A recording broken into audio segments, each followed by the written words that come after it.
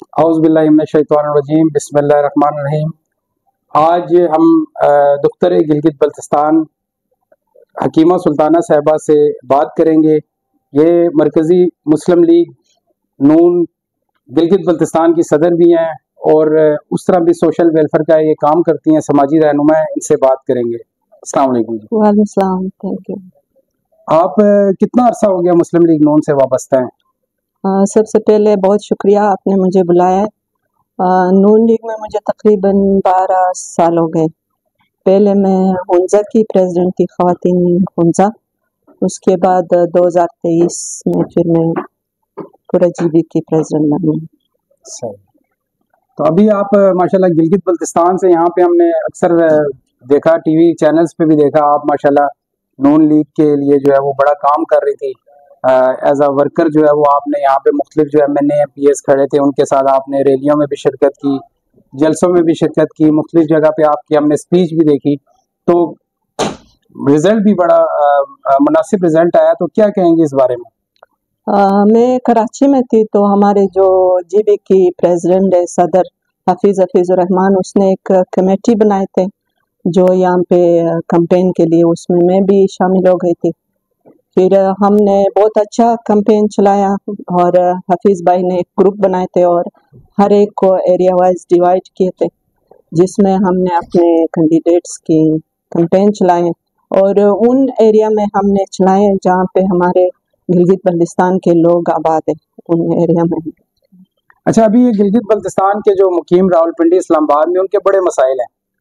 مطلب اب ظاہری بات اپنے علاقے میں ہو تو وہ اور چیز ہوتی ہے، اب آپ نے دوسرے علاقے میں، بے شک پاکستان ہے سارا، لیکن دوسرے علاقے میں ہو تو اس حوالے سے ہم نے دیکھا مختلف جگہ پہ آپ نے جو ہے چھوٹی چھوٹی میٹنگز بھی رکھی۔ تو اس حوالے سے آپ بتائیں کہ کیا آپ نے کسی کی ملاقات کرائی یہاں پہ جو ابھی اس ٹائم جو جیتے ہوئے جس حلقوں سے آپ نے وہ کیا، اس حوالے سے کچھ کام کیا آپ نے؟ جی، ہمیں شروع میں ہم بھی مطلب شہروں میں رہے، کچھ ہمیں اندازہ تھا کہ جی بی کے لوگوں کے کیا مسئلے ہیں، اور اب جب ہم نے کمپین چلایا تو وہ مسئلے مسائل بہت زیادہ ہے لوگوں کے اندر، جن لوگوں سے ہم نے ملاقات کی ہیں، اور اس میں ہیلتھ کا بھی ایشو ہے، لوگوں کے ایجوکیشن کا ایشو ہے، کہیں پہ گیس کا ایشو ہے، روڈ کا ایشو ہے، تو بہت سارے مسئلے مسائل ہیں یہاں پہ ہمارے جی بی کے لوگوں کے۔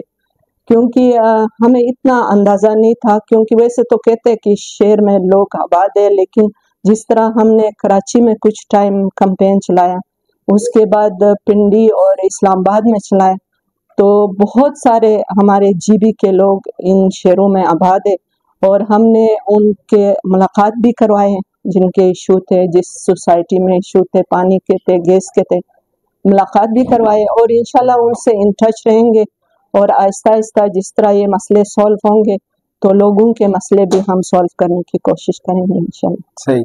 اچھا، گلگت بلتستان ابھی تو الیکشن ذرا دور ہے، آپ کیا دیکھ رہی ہیں گلگت بلتستان میں اگر نون لیگ کی حکومت آ جاتی ہے اور آپ کو موقع ملتا ہے تو عورتوں کے حوالے سے، ان کے حقوق کے حوالے سے آپ کیا آپ نے ذہن بنایا ہوا ہے؟ گلگت بلتستان میں انشاءاللہ نون کی حکومت آئے گی، کیونکہ اس سے پہلے بھی اگر دیکھا جائے سب سے زیادہ ڈیولپمنٹ کے کام اور جو بھی ترقیاتی کام ہوا ہے، ہاسپٹل، روڈ، جو بھی ہوا ہے نون کے دور میں ہوا ہے، اور خواتین کے لیے بھی بہت سارے انہوں نے پیکیج رکھے تھے۔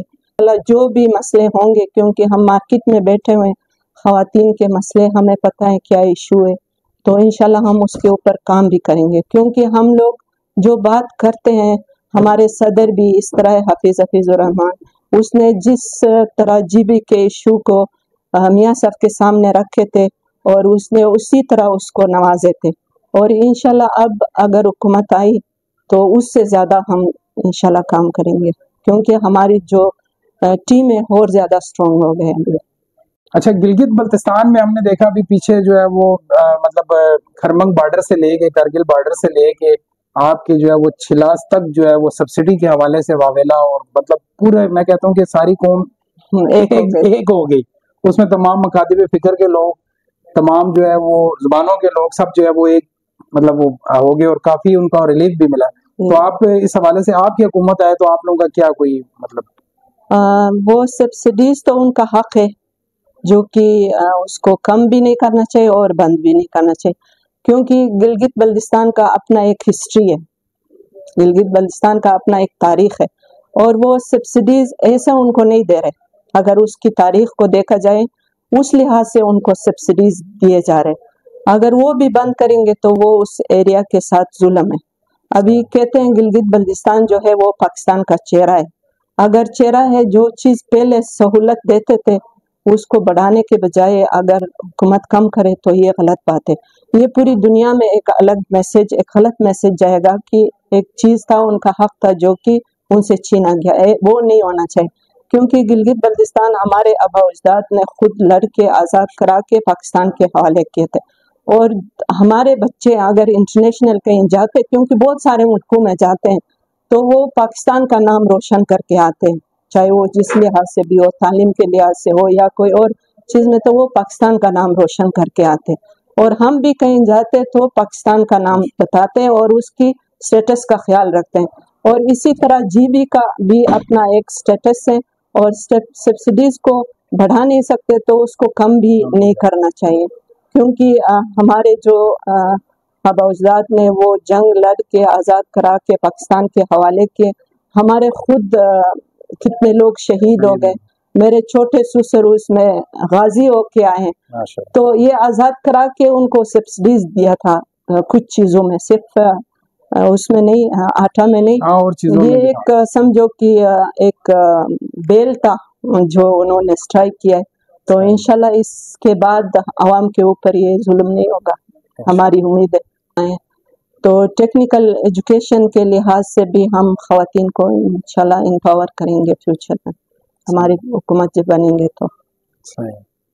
تو یہ تھی جی ہمارے ساتھ مسلم لیگ نون کی رہنما حکیمہ سلطانہ صاحبہ.